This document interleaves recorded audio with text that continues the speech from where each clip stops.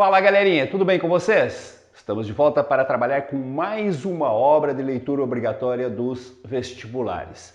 E a obra de hoje é A Relíquia, do senhor Eça de Queiroz. O Eça de Queiroz é essa figurinha aqui. Um dos maiores escritores da literatura de língua portuguesa, o maior escritor do período realista naturalista, autor de diversos clássicos que constantemente são cobrados aí nas escolas, nas provas, nos principais vestibulares. A bola da vez agora é A Relíquia, uma de suas obras mais conhecidas, mais famosas aí.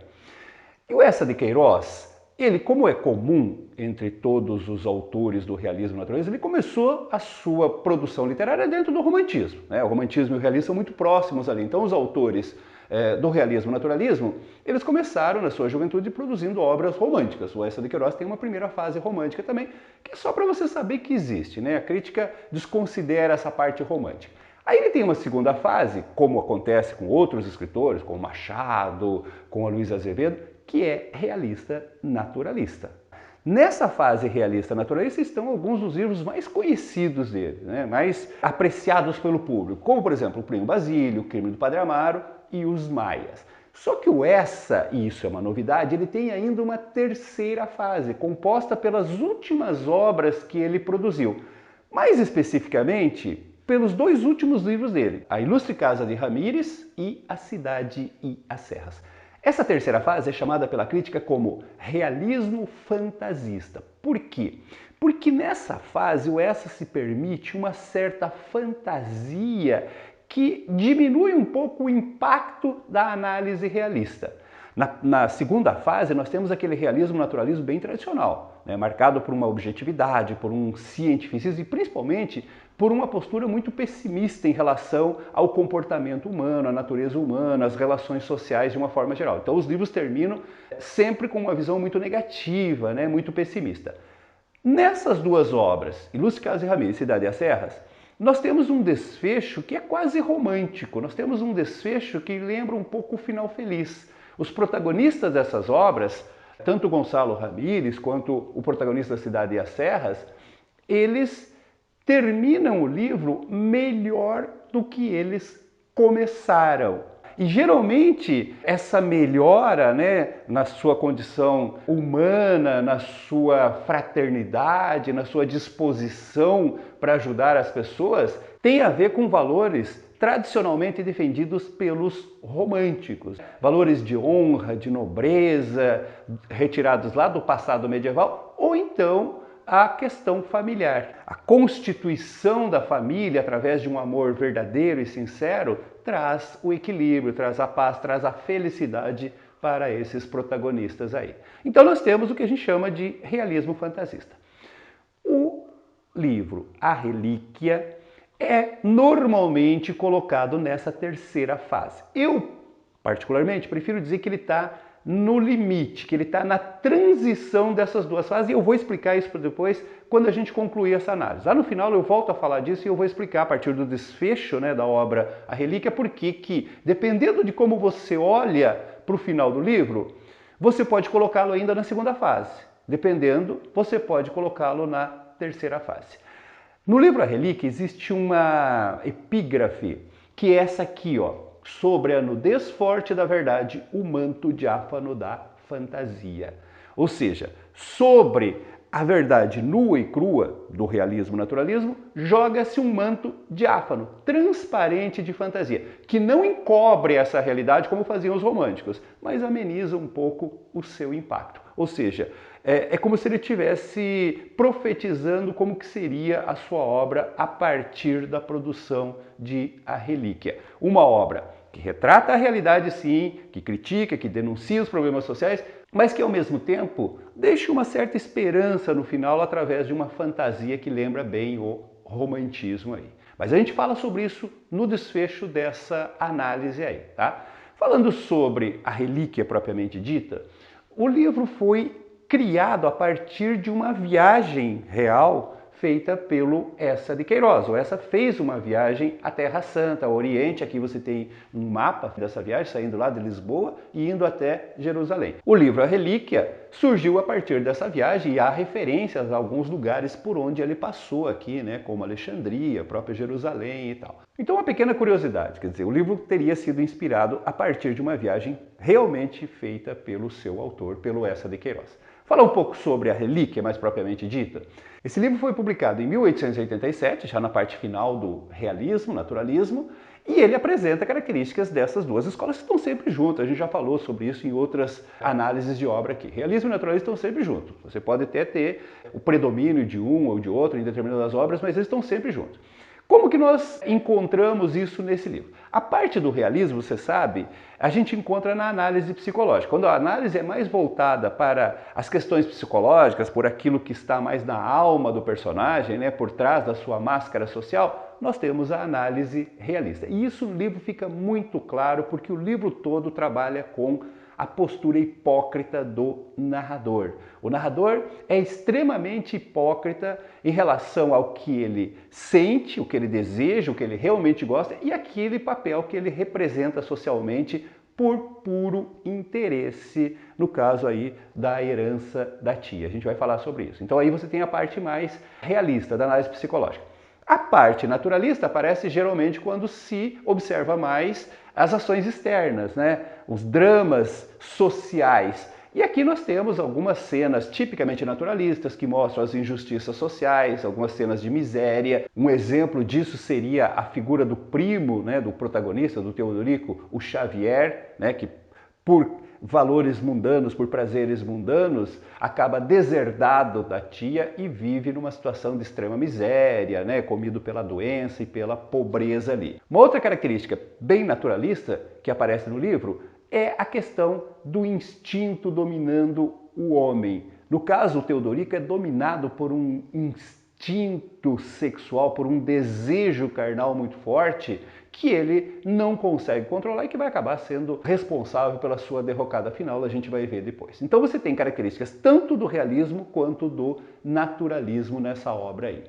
Em relação ao tempo, bom, a história pega um período longo, porque conta desde o nascimento do Teodorico até a sua fase adulta, até o seu casamento, né, a sua fase adulta. Mas a história se concentra no ano de 1875, que foi exatamente quando o Teodorico fez aquela viagem para a Terra Santa, né, em Jerusalém, e trouxe a relíquia que se refere o título ali. Então, a narrativa é centrada em 1875. Em relação ao espaço, gente, a maior parte das ações acontece em Lisboa, que é onde mora o Teodorico com a sua tia velha. Mas existem cenas em Coimbra, que é onde ele se forma, onde ele estuda, né, o curso de Direito, onde ele se forma, e tem cenas que ocorrem em cidades do Oriente durante a viagem dele, especialmente em Alexandria e em Jerusalém. Mas o espaço principal é Lisboa, em Portugal. O narrador aqui é um narrador em primeira pessoa. Isso não é muito comum nas obras do Eça de Queiroz. O Eça de Queiroz, como os demais autores do realismo naturalista, dão preferência a narrador em terceira pessoa, narrador externo, que é mais imparcial, é mais objetivo, né, na análise das questões sociais. No entanto, nesse livro você tem um narrador em primeira pessoa. Quem está contando a história é o próprio protagonista da história, que é o Teodorico Raposo. E ele explica os motivos, né, dessa narrativa num prólogo que antecede a narrativa propriamente dita. Prólogo é um texto que vem antes do primeiro capítulo, né, onde geralmente o autor, o narrador, explica os motivos dessa narrativa, da criação dessa narrativa aí. Observem o início desse prólogo. Ó. Decidi compor, nos vagares deste verão, na minha quinta do mosteiro, antigo solar dos condes de Lindoso, as memórias da minha vida, que neste século, tão consumido pelas incertezas da inteligência e tão angustiados pelos tormentos do dinheiro, encerra, penso eu e pensa meu cunhado Crispim, uma lição lúcida e forte. Então ele diz que ele resolveu escrever porque ele acha que a história dele tem algo a acrescentar à realidade desse século, século XIX, né? Que, como ele diz, é um século marcado pelas incertezas da inteligência, referindo-se ao período cientificista, né, da segunda metade do século XIX, e pelas angústias do dinheiro, uma crítica à sociedade burguesa da época. Mas não é apenas isso, tá? Na verdade, ele diz também que ele quer esclarecer porque um amigo dele, que fez a viagem junto com ele ao Oriente, um estudioso alemão chamado Topsius, a gente vai falar sobre ele depois, teria escrito um livro sobre a viagem, um diário da viagem, e falado sobre 2 embrulhos que ele carregou durante essa viagem. E na versão do Topsius, né, esses embrulhos continham restos dos seus antepassados. E ele fala que isso é uma inverdade. E ele pretende, com a sua narrativa, esclarecer qual era o verdadeiro conteúdo daqueles 2 embrulhos de papel pardo. E aí começa a narrativa propriamente dita. A gente vai fazer uma síntese dessa narrativa com os principais fatos e o comentário apropriado aí. O livro começa mostrando um resumo da origem do protagonista, do Teodorico Raposo. Então ele fala aí dos seus avós, né, tanto pelo lado paterno quanto pelo lado materno. Do lado paterno, o destaque é o avô dele, esse tal de Rufino da Conceição, um membro da igreja, do alto escalão da igreja, que inclusive trouxe alguns benefícios para o pai dele, algumas indicações políticas e tal. E aqui nós já temos, né, uma primeira crítica bem característica do realismo-naturalismo em cima da religião, da hipocrisia, né, da religião, principalmente em relação ao sexo. Afinal de contas, o avô dele era membro da igreja, não poderia ter tido filhos, não poderia ter constituído uma família ali. Pelo lado materno, o destaque é o comendador G. Godinho, um homem muito rico que acabou tendo apenas 2 filhas. Uma delas vai ser a mãe do Teodorico, essa dona Rosa, né? E a outra vai ser a tia que vai criá-lo a partir do momento que ele fica órfão. O Teodorico fica órfão de mãe logo no dia seguinte ao seu nascimento e fica órfão de pai aos 7 anos de idade. E aí, o parente mais próximo, que vai ficar encarregado da sua criação, é exatamente a dona Patrocínio, a tia do Teodorico e herdeira da fortuna do comendador Godinho. Então, com 7 anos de idade, ele é mandado para viver com a tia. Veja os primeiros conselhos que ele recebe logo que ele conhece a tia. Olha só, esta é a Tite, disse-me o senhor Matias. É necessário gostar muito da Tite. É necessário dizer sempre que sim à Tite. Obedecer sempre a Tite. Que rica que era a Tite. Era necessário ser bom, agradar sempre a Tite. Isso vai ser o marco de toda a narrativa. Ele aprende já desde os 7 anos que a tia é muito rica e que se ele quiser ter algum benefício dessa riqueza, ele tem que ser bom, ele tem que agradar, ele tem que bajular e obedecer sempre a tia Tite. Mas vejam como ele descreve a Tite, qual a imagem que ele tem da Tite. Olha só, donzela e velha e ressequida como um galho de sarmento, não tendo jamais provado na lívida pele senão os bigodes do comendador G. Godinho, paternais e grisalhos, resmungando incessantemente diante de Cristo nu essas jaculatórias das horas de piedade, as orações, soluçantes de amor divino, a Tite entranhara-se pouco a pouco de um rancor invejoso e amargo a todas as formas e a todas as graças do amor humano. Então ele diz claramente, a Tite é rancorosa em relação ao amor humano. Não tendo tido nenhuma experiência de amor humano, se tornado uma solteirona beata, ela odeia toda e qualquer manifestação de amor humano. Tá? Ou seja, esse vai ser o tópico de toda a narrativa. O Teodorico, desde muito jovem, sempre se mostrou muito atraído por esse amor mundano, por esse amor humano, ou seja, pelo desejo, pela sexualidade. E ele vai ter que estar sempre se policiando, sempre escondendo, sempre disfarçando isso, para não incorrer nas fúrias da Tite, da dona Patrocínio ali. Aqui você tem um quadro sobre as relações que a Tite tem. Tá? Observe que você tem aqui o Dr. Margaride, que é um juiz aposentado, tem o Justino, que é o seu guarda-livros, como se dizia na época, né? Uma espécie de contador, testamenteiro. E tem os padres, tem o padre Casimiro, tem o padre Pinheiro, alguns outros padres que aparecem de vez em quando, depois mais para o final aparece esse padre Negrão, que é sobrinho de um desses padres, e tem a Vicência que cuida da casa. Então esse passa a ser o convívio dele. Com 9 anos de idade, ele é mandado para um colégio interno. Então ele passa a ver a Titi só no final de semana, só no domingo. Ele passa a semana toda no colégio, no domingo ele vem passar o domingo com a Titi. E aí tem que agradar, tem que rezar, tem que passar por todas aquelas penitências lá típicas de uma mulher beata, de uma mulher muito religiosa.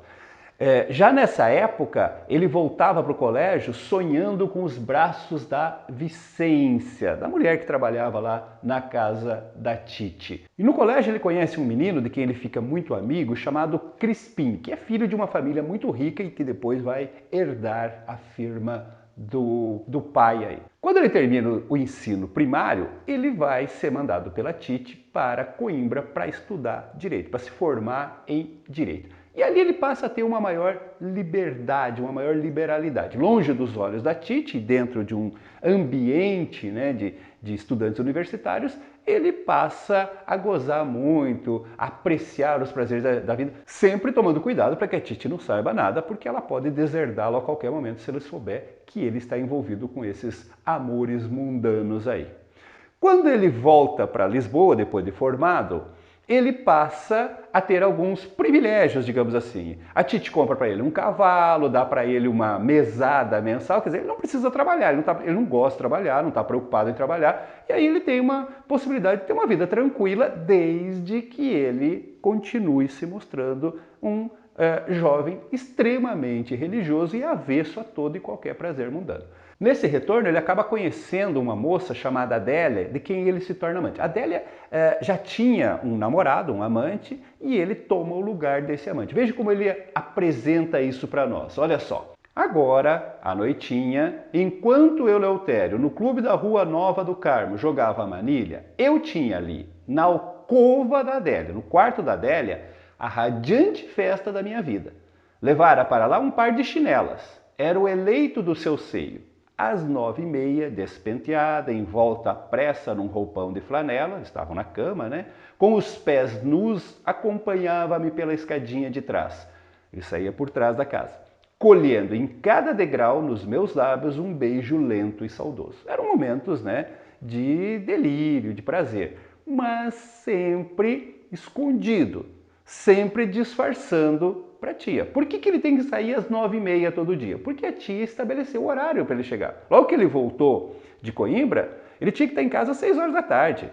Depois, aos poucos, ela foi espichando, né, para as 8 da noite. Agora ele pode ficar em casa até às 10. Não pode passar disso. Então ele só pode ficar na casa da Adélia até às 9h30 para poder chegar em casa dentro do horário estabelecido ali pela tia. Imagine, um homem formado se sujeitando a isso. Mas é o preço dessa boa vida que ele quer levar sem precisar trabalhar, né? Sendo sustentado pela riqueza da tia ali. Só que, é claro, isso não vai dar certo. A amante, a Adélia, fica incomodada com aquela coisa dele ter horário para chegar, de não poder sair nunca com ele, né? De ele estar sempre indo na missa, sempre aparentando, né, aquele homem religioso lá. E olha como termina isso. Veja a segunda parte desse trecho aí, ó. A Adélia enganava-me. O senhor Adelino não era sobrinho, era o querido, o chulo. Apenas eu saía, ele entrava. A Adélia dependurava-se-lhe no pescoço num delírio e chamavam-me então Carraça, o Carola, o Bode, vitupérios mais negros, cuspindo sobre o meu retrato. As 8 libras tinham sido para o Adelino comprar um fato de verão. Fato é um terno de verão. E ainda sobrara para irem à feira de Belém em tipóia descoberta e de guitarra. Um dia ele chegou lá e encontrou um jovem na casa da Adélia que a Adélia diz ser seu sobrinho, um tal de Adelino. E aí ela um dia pediu um dinheiro, que ela tinha umas contas para pagar e tal, e agora ele descobre que aquele dinheiro na verdade era para vestir o novo amante da Adélia ali. Depois dessa aventura amorosa com a Adélia, ele resolveu se concentrar na sua missão de se tornar o herdeiro universal da Titi. Ele descobriu que ele tinha um grande adversário. Numa conversa lá com o Dr. Margarida, ele descobriu que era a intenção da Titi deixar a sua herança para nada mais, nada menos que Jesus Cristo. Quer dizer, esse era o adversário dele. No início ele fica furioso, mas aí ele toma a determinação de que ele vai parecer tão santo aos olhos da Titi que vai conseguir com que ela mude de ideia e deixe toda a fortuna dela para ele, como ele se julga merecedor ali. Então ele passa a se empenhar ainda mais nesse projeto de parecer um verdadeiro santo, né? Rezas, missas, penitências, acompanhar a Tite em todos os compromissos religiosos. Só que para ele isso é um verdadeiro martírio. Veja como ele coloca isso para nós. Olha só. Ai de mim, quanto tempo mais teria de rezar com a odiosa velha o fastiento terço? De beijar o pé do Senhor dos Passos, sujo de tanta boca fidalga, de palmilhar novenas e de magoar os joelhos diante de um corpo de um Deus magro e cheio de feridas? Ó vida entre todas amargurosa! E já não tinha, para me consolar do enfadonho serviço de Jesus, os macios braços de Adélia. Observe, gente, que o Teodorico, ele é totalmente ateu. Ele faz isso apenas por hipocrisia, por fingimento, por interesse. Ele considera essas rezas, né, esses compromissos religiosos como uma coisa extremamente enfadonha. E não tem, para consolar, como ele tinha antes, os macios braços de Adélia. Veja como ele mistura as coisas, né? O prazer mundano com o compromisso religioso ali. E aí, no final desse primeiro capítulo, ele encontra um amigo de faculdade que está voltando de Paris. E aí o amigo conta maravilhas de como é Paris, dos prazeres que viveu, e ele fica tomado pelo desejo de conhecer Paris. Só que a viagem que vai aparecer para ele não tem nada a ver com Paris. Durante uma noite em que estava se falando sobre a Terra Santa, né, na casa da Tite, os padres todos reunidos e tal, alguém sugere que o Teodorico poderia fazer uma viagem à Terra Santa representando a Tite. A Tite gostaria muito de fazer essa viagem, mas ela já está velha e tal, não pode fazer isso. Então ele diz, olha, é costume nas famílias, né, alguém, um membro da família, ir lá representando toda a família. E a Tite acha maravilhosa a ideia e impõe isso ao Teodorico. Ele vai viajar à Terra Santa e trazer de lá uma relíquia, a relíquia do título do livro. No primeiro momento, o Teodorico fica horrorizado, né? Ele fala, poxa, eu queria ir para Paris e ela quer me mandar lá para o meio do deserto de Jerusalém e tal. Veja como é a reação, a primeira reação dele, olha só. Tirei o atlas e com ele aberto sobre a cômoda, diante da Senhora do Patrocínio, comecei a procurar Jerusalém. Ali estava Jerusalém. Oh meu Deus, que remoto, que ermo, que triste. Então bate um desespero nele, olha, o que eu vou fazer nesse fim de mundo e tal. Mas aí ele começa a pensar o seguinte, ó, tá, mas para chegar até Jerusalém tem uma viagem longa e longe dos olhos da Tite. Sem precisar ficar se contendo, podendo apreciar todos os prazeres mundanos, principalmente com as mulheres. E aí ele começa a achar que a viagem pode ser bem interessante. Olha o que ele diz, ó. Mas então comecei a considerar que, para chegar a esse solo de penitência, tinha de atravessar regiões amáveis, femininas e cheias de festa. Era primeiro essa bela Andaluzia, terra de Maria Santíssima, perfumada de flor de laranjeira, onde as mulheres, só com meter 2 cravos no cabelo e traçando um chale escarlate, amansam o coração mais rebelde. Bendita seja a sua graça.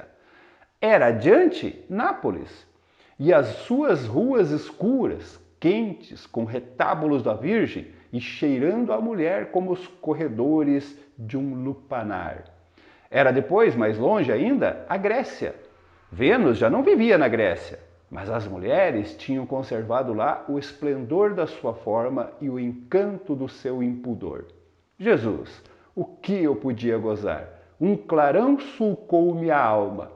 Caramba, vou fartar o bandulho. Essa expressão final quer dizer, eu vou me dar bem nessa viagem. Eu posso me dar muito bem nessa viagem. Eu posso me fartar de prazeres mundanos longe dos olhares da Tite. E assim termina o primeiro capítulo do livro com esse preparativo para a viagem. Gente, vamos fazer o seguinte, ó. Essas aulas são cansativas, eu sei muito bem disso, é cansativo para gravar, imagino para você que está assistindo aí. Então vamos dar um tempinho agora? Agora você dá uma pausa no vídeo, levanta, toma uma aguinha, dá uma espreguiçada, dá uma passagem nas redes sociais e em seguida você volta para que a gente possa continuar essa análise da relíquia, ok? Até daqui a pouco. Vamos lá, gente? Vamos continuar com a nossa análise da relíquia aí? Bom, o segundo capítulo, ele começa com a viagem em si, e aí ele encontra um outro personagem importante da narrativa, que é o Topsius, que é um arqueólogo alemão que está fazendo essa mesma viagem. E aí eles decidem fazer a viagem juntos, se hospedar junto no mesmo hotel, dividir a hospedagem, até por uma questão de companhia e de economia ali. Então eles vão fazer todo o restante da viagem junto. O Topsius se mostra uma pessoa muito culta, né, muito voltada para o conhecimento histórico, que vai orientando o Teodorico, embora ele não tenha muito interesse por esses fatores históricos aí. Eles têm uma escala em Alexandria. Ali ele encontra um personagem que a gente vai falar depois mais para frente, chamado Alpedrinha, que é um típico representante da trajetória, né, de muitos portugueses que tiveram sua glória no passado e vivem numa situação de decadência no presente. Esse Alpedrinha já foi um homem rico, recebeu uma herança quando a mãe morreu, mas acabou jogando tudo fora também por causa de mulheres e agora vive como carregador de malas num hotel ali de Alexandria. E ali ele se envolve com uma outra mulher que vai marcar muito a sua vida, que é uma inglesa chamada Miss Mary, que ele chama de Maricoquinhas. E por que esse apelido? Observem o texto aqui, ó. Por causa de sua meiguice, do seu riso de ouro quando lhe fazia cócegas, eu pusera ali o nome galante e cacarejante de Maricoquinhas. Topsius, que a apreciava, chamava-lhe a nossa simbólica Cleópatra. Ela amava a minha barba negra e potente. E só para não me afastar do calor das suas saias, eu renunciei a ver o Cairo, o Nilo e a eterna esfinge, deitada à porta do deserto, sorrindo da humanidade vã. Ou seja, o tempo que ele ficou em Alexandria, enquanto esperava, né, a partida do próximo navio para Jerusalém, ele apenas viveu o amor com a Miss Mary, com a Maricoquinhas. Ele me diz, ele passava o dia inteiro na cama com ela, né, se deleitando dos prazeres da carne, sem se preocupar em fazer turismo, em conhecer lugares históricos ali, que o Topsius depois passava para ele. Quando chega o dia dele partir, ele está com a Maricoquinhas, ele está na cama dela, ele quase perde o navio porque ele quer aproveitar até o último momento. Então quando chegam avisando que o navio vai partir e tal, ele começa a fazer as malas correndo e tal. Aí tem um empregado do hotel que está ajudando e tem uma roupa jogada no chão e o empregado chega para ele, olha, você esqueceu isso aqui e tal. Ele fala, não, isso aqui não é meu, isso aí é a camisola da Mary. E aí a Mary resolve dar a ele essa camisola para que ele possa lembrar das noites de prazer, dos dias de prazer que passou com ela. Ela prepara um embrulho para ele, onde ele vai carregar essa camisola. Olha como fica a cena, ó. Enrolou a sua camisinha, atirou-me para os braços tão ardentemente como se entre as dobras viesse também o seu coração. Dou-ta, Teodorico, leva-a, Teodorico.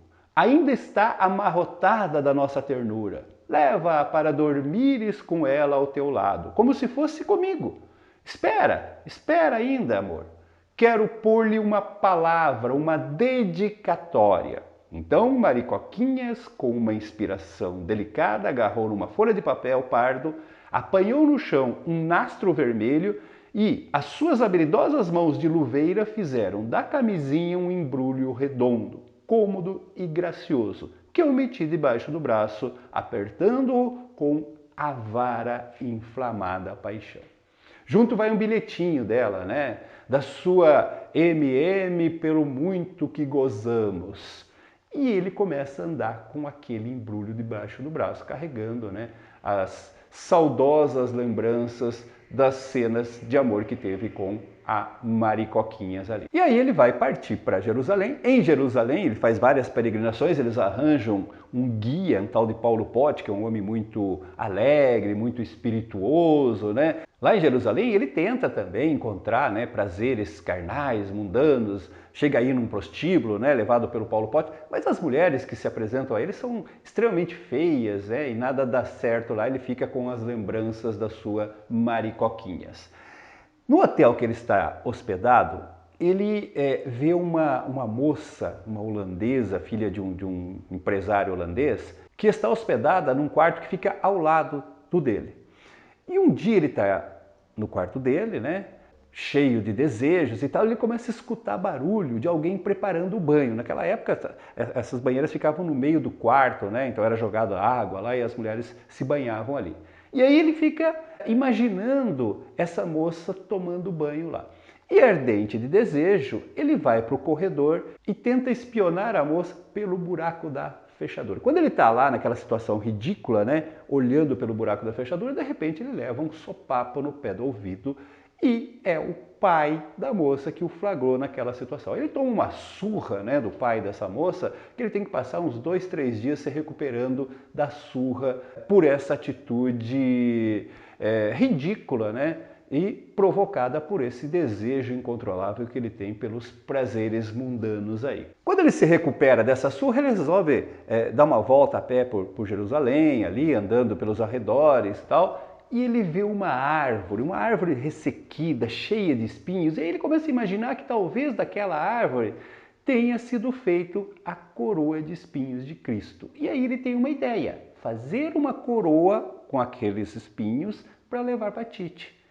A princípio ele diria que seria uma coroa feita da mesma árvore que foi feita a coroa de Cristo. Mas depois ele chega à conclusão que ele pode dizer que é a própria coroa de Cristo, que ele conseguiu a coroa verdadeira, a coroa que foi usada na crucificação de Cristo. Ele prepara essa coroa, mas andar com aquela coroa para lá e para cá é complicado, porque ela é cheia de espinhos. Então o Paulo Pote tem a ideia de fazer um embrulho. Ele preenche com algodão, né, a coroa e pega um papel pardo com uma fita vermelha e faz um embrulho daquela coroa de espinhos. Um embrulho que fica muito parecido, praticamente igual ao embrulho da camisola da Mari Coquinhas. Você está entendendo o que vai acontecer, né? O problema do realismo naturalismo é isso, gente, é muito previsível, é muito mecânica a narrativa. Quando você vê os dois embrulhos iguais, você já adivinha o que vai acontecer. Ele vai acabar trocando e ao invés de entregar a coroa de espinhos para Tite, vai acabar entregando a prova, né, dos seus prazeres mundanos, que é a camisola da Mary. Mas isso é lá para o desfecho. Antes disso, antes dele sair de Jerusalém, tem o capítulo 3, que é um capítulo, no mínimo a gente diria, estranho. Esse capítulo é uma espécie de relato místico que a gente não sabe se é um sonho ou uma experiência transcendental. Tem uma noite que eles estão num acampamento, né? Estão visitando os arredores de Jerusalém, e aí eles tomam bastante e tal e vão dormir. De madrugada, ele é acordado pelo Topsius, que diz que eles estão atrasados porque eles têm que presenciar um evento histórico importante. Aí ele sai andando e entra em Jerusalém. E aos poucos ele vai se dando conta que essa Jerusalém que ele está é meio estranha, tem soldados romanos, as pessoas começam a falar em Pôncio Pilatos, começam a falar em crucificação, de um rabino que vai ser crucificado e tal. Ou seja, misteriosamente ele voltou para o passado. Essa ficha vai caindo aos poucos para ele, né? De repente ele se dá conta que ele está na época de Cristo e que ele está prestes a presenciar a crucificação de Cristo. O rabino que está para ser julgado por Pôncio Pilatos é exatamente Jesus Cristo. Então ele acompanha, né? Ele presencia todo o julgamento e toda a condenação e a crucificação de Jesus Cristo. Depois da crucificação, ele vai para a casa de um amigo do Topsius e durante uma conversa ele descobre que havia um grupo de amigos de Cristo que tinham forjado a morte dele, que Cristo não tinha morrido na crucificação. Embora tenha sido dado como morto pelos soldados, na verdade ele estava numa morte aparente. Tinha sido dado para ele um chá, né, preparado por ervas lá, que provoca uma morte aparente. E agora eles estavam indo lá retirar o corpo de Cristo da sepultura para ministrar um outro chá que faria Cristo reviver. Eles vão até esse lugar, mas chegando lá eles recebem a notícia de que não deu certo. Eles tiraram o corpo de Cristo, deram a bebida, ele chegou a reviver por alguns segundos, né? Chegou a balbuciar algumas palavras, mas não resistiu aos ferimentos e morreu. Gente, esse episódio procura dar uma explicação científica para o renascimento de Cristo. Você sabe que o realismo naturalismo, na sua grande maioria, os autores do realismo naturalismo são ateus, por uma visão científica, positivista e tal. E aí, o Essa de Queiroz procurou dar uma explicação científica para como teria acontecido o suposto renascimento de Cristo. Observem o texto que eu selecionei para vocês aqui. Olha só.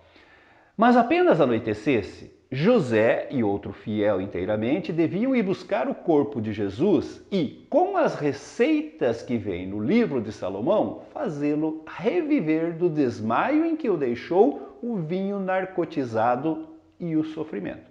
E aí eles fazem isso e tal, e como eu falei, né, acabou não dando certo. Olha só, aí alguém está contando essa situação para ele. Ó. Estendemos Jesus na esteira, demos-lhe a beber os cordiais, chamamo-lo, esperamos, oramos. Mas ai, sentíamos sob as nossas mãos arrefecer-lhe o corpo. Um instante abriu lentamente os olhos. Uma palavra saiu-lhe dos lábios. Era vaga, não a compreendemos. Parecia que invocava seu pai e que se queixava de um abandono. Depois estremeceu. Um pouco de sangue apareceu-lhe ao canto da boca e com a cabeça sobre o peito de Nicodemos, o rabi ficou morto. Então Cristo teria realmente morrido, só que ele foi retirado da sua tumba, né, do lugar onde ele tinha sido sepultado originalmente. Aí ele vai ser enterrado num outro lugar, né, numa propriedade desse José que teria armado todo esse plano aí. E como então surgiu a ideia de que Cristo ressuscitou? Olha como ele conclui essa narrativa. Ó. Depois de amanhã, quando acabar o sabá, as mulheres da Galileia voltarão ao sepulcro de José de Ramata, onde deixaram Jesus sepultado, e encontram-no aberto, encontram-no vazio.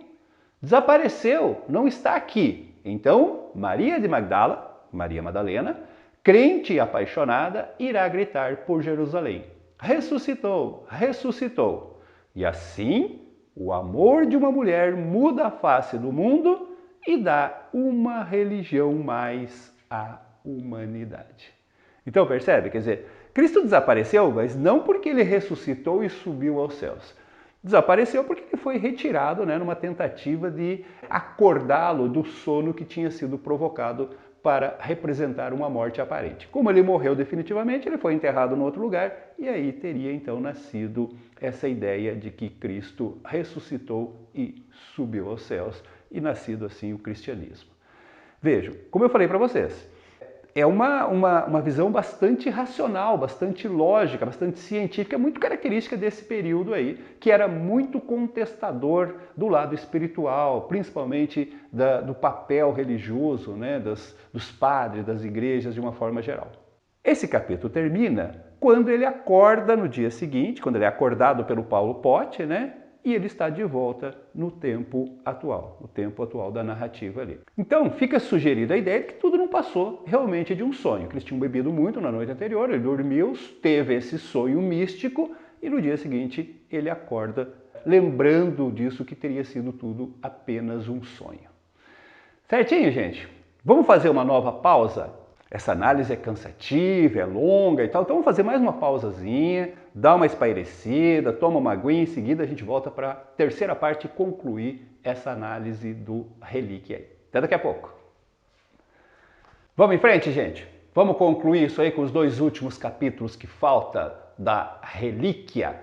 O capítulo 4, ele mostra, primeiro, a partida de Jerusalém, então todos os preparativos, né, principalmente as relíquias, porque ele queria levar relíquia para todo mundo, então ele comprou um monte de pedrinha do Jordão, vidrinho de água do Rio Jordão, prego que teria crucificado Cristo, ferradura do burrinho e tal, e foi pegando, colocando tudo numa mala e principalmente a relíquia principal, né, que era o embrulho lá, a relíquia da Tite, que era a coroa de espinhos.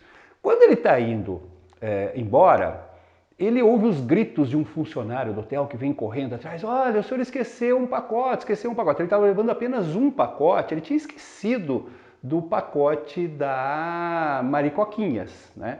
E aí o funcionário do hotel que foi limpar lá achou caído atrás de uma estante aquele embrulho e trouxe para ele. Ele pegou o embrulho, né? Então ele ficou com os dois embrulhos, mas aí ele lembrou que ele não podia levar aquele embrulho da Maricoquinhas. Imagina se a Tite vê uma camisola, né, de dormir de uma moça entre as coisas dele. Então no caminho ele resolve, passa uma mulher muito pobre pedindo uma ajuda e tal, e ele resolve dar aquele embrulho pedindo que o Topsius, né, que sabe falar a língua da moça lá, diga para ela que ali tem um objeto que ela pode vender, que tem grande valia. E aí eles recomeçam a sua viagem de volta a Lisboa, fazendo novamente uma escala em Alexandria, onde ele vai se despedir do Alpendrinha. Lembra que eu falei que esse Alpendrinha é uma figura importante? Eu selecionei um trecho aqui, gente, que eu acho muito relevante, porque tem a ver com a cultura portuguesa, com o histórico de Portugal, né?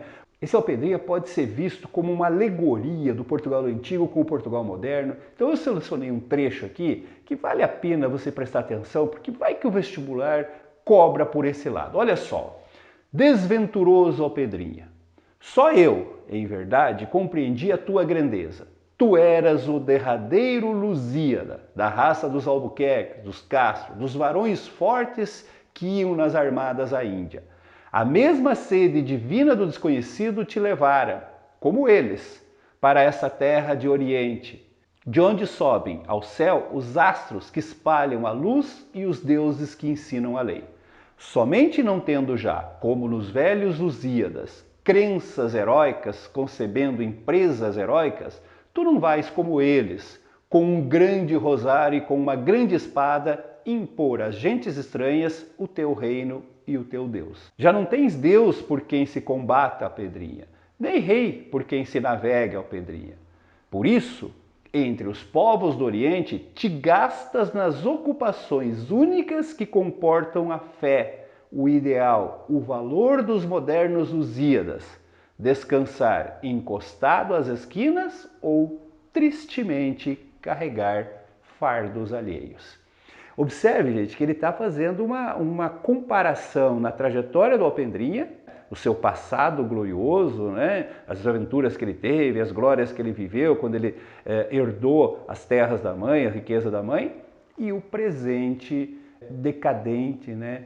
E aí ele faz essa relação, né, dos grandes navegantes portugueses. O povo português tem muito orgulho, né, dessa vocação para navegantes e tal, que no passado impunham a vontade do rei, a religião cristã, e agora, no presente, limitam-se a carregar fardos alheios. Vale ficar atento a essa analogia. Esse Alpendrinha é citado bastante no livro e, de repente, o vestibular pode vir por uma cobrança por esse lado aí. E com a despedida do Alpendrinha termina o capítulo 4. Chegamos então ao capítulo 5, o último e derradeiro capítulo do livro. Nós temos a chegada em Lisboa e o tratamento extremamente atencioso e carinhoso por parte da tia. Algo inédito, né? Ele volta assim com uma aura meio sagrada para a tia, porque ele esteve na Terra Santa. Veja como ele descreve essa chegada dele, olha só. Sim, vencera. Como a Tite me tinha acolhido, com que veneração, com que devoção. Ia mal a Tite, quer dizer, ela não está bem de saúde. Bem depressa eu sentiria com o coração sufocado de gozo as marteladas sobre o seu caixão. E nada podia desalojar-me do testamento da senhora Dona Patrocínio. Eu tornara-me para ela São Teodorico. Aí John da Velha estava enfim convencida que deixar-me o seu ouro era como doá-lo a Jesus e aos seus apóstolos e a toda a Santa Madre Igreja.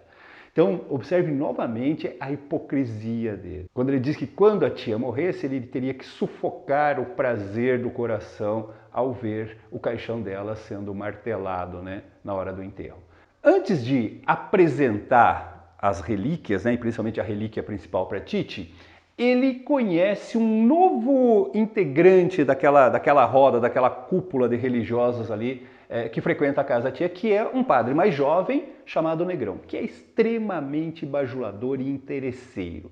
O Teodorico pressente ali, né, o perigo, mas ele está tranquilo, ele está seguro de que agora nada mais pode tirar a sua herança. E aí eles marcam um jantar, né, chama todo mundo, fazem toda uma preparação para ele apresentar a relíquia. Antes de apresentar a relíquia, ele fala que essa relíquia, que está dentro, que ele colocou dentro de uma caixa e tal, ainda dentro daquele embrulho, é a coroa de Cristo. Só que na hora em que é aberto, o que sai de dentro do embrulho não é, como vocês já imaginam, a coroa de Cristo, e sim a camisolinha da Mari Coquinhas. Vejam a reação a isso, olha só. Eu senti as acusações do Negrão bradadas contra mim junto à touca da Tite. Deboche, escárnio, camisa de prostituta, achincalho à senhora Dona Patrocínio, profanação do oratório. As luzes das velas arquejavam aflitas e, ensopado em suor entre as pregas da cortina, percebi a Tite caminhando para mim. Lenta, lívida, hirta, medonha, estacou. Os seus frios e ferozes óculos trespassaram-me e, através dos dentes cerrados, cuspiu esta palavra: porcalhão. E, é claro, ele é expulso imediatamente da casa, né? Ele é chutado da casa, ele corre para o quarto, ele só tem tempo de pegar uma mala lá e sai porta fora. Vai parar numa pensão. E aí ele descobre que a mala que ele pegou achando que era uma mala de roupas, nada mais era que a mala de relíquias que ele trouxe de lá, cheia de pedrinhas, de coisas e tal, que ele trouxe como relíquias da sua viagem. Ele fica mais desesperado ainda, para que vai servir aquilo, né? Agora ele vai ficar sem roupa também. Mas aí ele começa a vender essas relíquias. Tem um senhor que vai procurá-lo, né, porque ficou sabendo que ele estava voltando de uma viagem santa e quer comprar as relíquias, inclusive para revender. E aí ele começa a ele mesmo vender essas relíquias. Ele até tem um certo momento de fartura, ele até fica feliz, eu não preciso da Tite, eu posso me virar e tal, e começa a ganhar dinheiro vendendo as suas relíquias. Só que ele provoca um verdadeiro saturamento de relíquias. Porque ele vende, por exemplo, ele vende 12 ferraduras que seriam as originais do burrinho que carregou Cristo, né? O burrinho só tem 4 patas. Ele vende várias dúzias de pregos que teriam pregado a mão de Cristo. Vende centenas de vidrinhos da água do Rio Jordão, enfim, ele vai saturando o próprio comércio de relíquias e o negócio vai caindo, chega uma hora que ele não consegue vender mais nada, né? E cai em profundo desespero e profunda miséria. Quando ele está nessa situação bem decadente, já lembrando do primo Xavier, né, que ele encontrara numa pensão, roído pela doença, passando necessidades básicas e tal, ele recebe a notícia da morte da Tite. E no testamento a Tite deixou para ele seus velhos óculos, para que, ironicamente, ele pudesse ver tudo o que ele perdeu. Todos os bens da Tite, toda a fortuna da Tite foram distribuídos para a igreja na figura daqueles padres, especialmente o padre Negrão, que foi quem herdou a maior parte dos bens da Tite. E mais tarde, outra ironia, o padre Negrão vai se tornar amante da Adélia. Lembra aquela primeira amante dele? Que ia passando de mão em mão, né, das pessoas que a protegiam, né, que a sustentavam. Ela passa a ser a preferida, a amante do padre Negrão ali. Quando ele recebe essas notícias todas, ele entra num desespero e aí ele tem um momento de revolta. Diante da figura de Cristo, da imagem de Cristo, ele faz um desabafo, culpando Cristo, que Cristo teria trocado os embrulhos, que Cristo era responsável pela desgraça dele e tal. E aí, de repente, como se fosse a própria voz de Cristo, ele ouve uma voz que, na verdade, é a voz da sua consciência. É um momento de epifania, né, em que ele recebe uma lição de moral da sua própria consciência. Aqui nós temos um fragmento sobre esse momento. Então, transportado como perante uma evidência do sobrenatural, quando ele ouve a voz, né, que parece ser Cristo, atirei as mãos ao céu e bradei: ó meu Senhor Jesus, Deus e Filho de Deus, que te encarnaste e padeceste por nós, mas emudeci. Aquela inefável voz ressoava ainda na minha alma, mostrando-me a inutilidade da hipocrisia. Consultei a minha consciência, que reentrara dentro de mim, e bem certo de não acreditar que Jesus fosse filho de Deus e de uma mulher casada da Galileia, como Hércules era filho de Júpiter e de uma mulher casada da Argólida, cuspi dos meus lábios, tornados para sempre verdadeiros, o resto inútil da oração. Então esse é o momento de transformação, de epifania dele. Ele, a partir desse momento, ele se recusa a ser hipócrita. Ele vai assumir a sua verdadeira personalidade. Ele é ateu, ele não acredita em Deus, ele não acredita na religião e ele vai passar a agir dessa forma. Dizer que nunca mais ele vai fingir, principalmente no aspecto religioso. Alguns dias depois, ele reencontra aquele amigo da escola, do colégio, né? Da fase inicial da vida de colégio dele, o Crispim, que, vendo a situação em que ele se encontra, oferece para ele um emprego na sua firma. Emprego de apontador, uma espécie de contador. Ele tem uma certa facilidade com números e tal, e ele começa então a trabalhar, e trabalhar com afinco, com dedicação, ele consegue fazer uma carreira dentro da firma, né? Se sustentar pelo seu próprio trabalho pela primeira vez na vida. Até que um determinado dia, o Crispim pergunta que missa ele costuma frequentar, porque o Crispim quer que ele conheça a sua irmã, quer apresentar para o Teodorico a sua irmã, uma mulher já de 32 anos de idade e que, portanto, já estava passando da época de casar ali. Obviamente que o Crispim está querendo, né, ajeitar esse casamento com o antigo amigo de infância. A princípio, prevendo uma possibilidade de se dar bem, o Teodorico começa a pensar numa mentira, né? Falar que ele frequenta tal igreja, não sei o quê, mas depois ele lembra da promessa que ele fez de nunca mais ser hipócrita. E aí ele fala, olha, eu não frequento igreja, eu não acredito em Deus, não sei o quê, achando que com isso ele estava perdendo a sua chance com o Crispim. Mas o Crispim gostou da sinceridade dele. Diz que prefere uma pessoa sincera do que uma pessoa falsa, hipócrita, né? Que vive fingindo o que não é. E aí eles vão, marcam um almoço. Ele conhece a irmã do Crispim, se envolve com ela e acaba se casando. E com isso ele fica rico, ele acaba herdando, né, metade da fortuna do Crispim e ele fica rico. Inclusive ele compra de volta a casa em que ele morou lá com a Tite, né, que tinha ficado com o Padre Negrão e o Padre Negrão estava vendendo. Ele compra a casa e volta então a morar onde ele tinha passado boa parte da sua vida ali. Agora, numa vida tranquila, né, numa vida familiar, de maneira não mais hipócrita, né, sendo sincero, sendo verdadeiro, e é aí que ele decide então escrever o seu livro. Então, gente, nesse momento nós temos um desfecho que é positivo, que é otimista, porque afinal de contas, quando ele deixou de ser hipócrita, né, quando ele se tornou uma pessoa sincera e verdadeira, é que ele se deu bem e conseguiu, né, a sua riqueza, constituir uma família, né, chegar numa vida mais tranquila, mais harmoniosa. Nesse momento, então, por essa conclusão, nós poderíamos dizer que a relíquia pertence realmente à terceira fase do Essa de Queiroz. Só que o livro não termina aí. A última página, os últimos parágrafos, trazem uma conclusão sarcástica, irônica sobre o porquê que ele teria perdido a fortuna da Tite. Segundo essa conclusão final, o que faltou para o Teodorico se tornar o herdeiro universal da Tite foi o heroísmo descarado de continuar na sua afirmação hipócrita. Ou seja, se ele tivesse tido a coragem de continuar na sua mentira, inventando uma história sobre aquele desfecho lá da camisola da Maricoquinhas, ele poderia ter se dado bem e poderia ter herdado toda a fortuna da Tite. Veja como ele conclui o livro. Olha só. Agora, pai, comendador, proprietário, eu tinha uma compreensão mais positiva da vida. E sentia bem que fora esbulhado dos contos do G. Godinho simplesmente por ter me faltado no oratório da Tite a coragem de afirmar.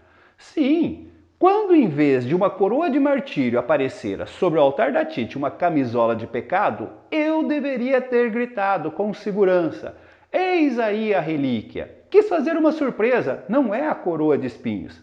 É melhor, é a camisola de Santa Maria Madalena. Deu-ma ela no deserto. Porque lembra que tinha um bilhetinho junto, né? Ao meu portuguesinho, pelo muito que gozamos, assinado MM. MM poderia ser Maria Madalena. E o gozamos poderia ser um gozo espiritual. E ele acha, então, que se ele tivesse feito isso, ele teria se dado bem, ele teria conseguido convencer todo mundo, porque como iriam provar o contrário? De que aquilo era a camisola legítima da Maria Madalena. e com isso herdado a fortuna toda da Tite. Veja como ele termina, ó. E tudo isto perdera por quê? Porque houve um momento em que me faltou esse descarado heroísmo de afirmar que, batendo na terra com o pé forte ou palidamente elevando os olhos ao céu, cria, através da universal ilusão, ciências e religiões. E aí nós voltamos para aquela situação inicial que eu falei para vocês que ia concluir agora no desfecho. Afinal de contas, a relíquia pertence à segunda ou terceira fase do Eça de Queiroz? Vocês observaram, ó, se você considera a mudança epifânica que aconteceu com ele, né? O fato dele, ao ter mudado, ao ter abandonado o seu lado hipócrita, ao agir de maneira verdadeira e sincera, ter se dado bem, ter casado com uma mulher rica, ter herdado uma fortuna, se encontrado, né, uma estabilidade como marido, como pai, como chefe de família, então nós temos a relíquia realmente nessa terceira fase. Essa fantasia encobrindo um pouco toda a realidade que foi denunciada ali. Um desfecho positivo que é típico dessa terceira fase. Mas se nós considerarmos o texto que eu acabei de ler, o desfecho final, onde ele diz que, na verdade, o que faltou para ele foi ir até o fim na sua hipocrisia, a firmeza de continuar sendo hipócrita, né, de afirmar a sua hipocrisia até o final, e que é isso que move o mundo, então ele conclui dizendo que isso é que faz com que o mundo se mova. Nesse sentido, nós temos um desfecho totalmente pessimista, negativo, nos modelos das obras da segunda fase. Uma visão bastante nihilista do comportamento, da natureza humana como um todo aí. Então, nesse sentido, a relíquia estaria ainda na segunda fase. Por isso que eu falei para vocês. A meu ver, a relíquia é um momento de transição. Na relíquia você tem dois desfechos. Se você considera o primeiro desfecho, você tem ele na terceira fase. Se você considera o segundo desfecho, você tem ele na segunda fase. Portanto, está, na verdade, na transição aí do que depois se consolidaria aí na terceira fase, o chamado realismo fantasista. Certinho, gente? Bom, eu espero ter conseguido passar aí um mínimo de informações para vocês sobre a relíquia e ajudá-los na leitura dessa obra. Lembrem-se, isso aqui não substitui a leitura, isso aqui é um complemento para a sua leitura, ok? E eu aguardo você numa próxima análise de obras literárias. Um abraço!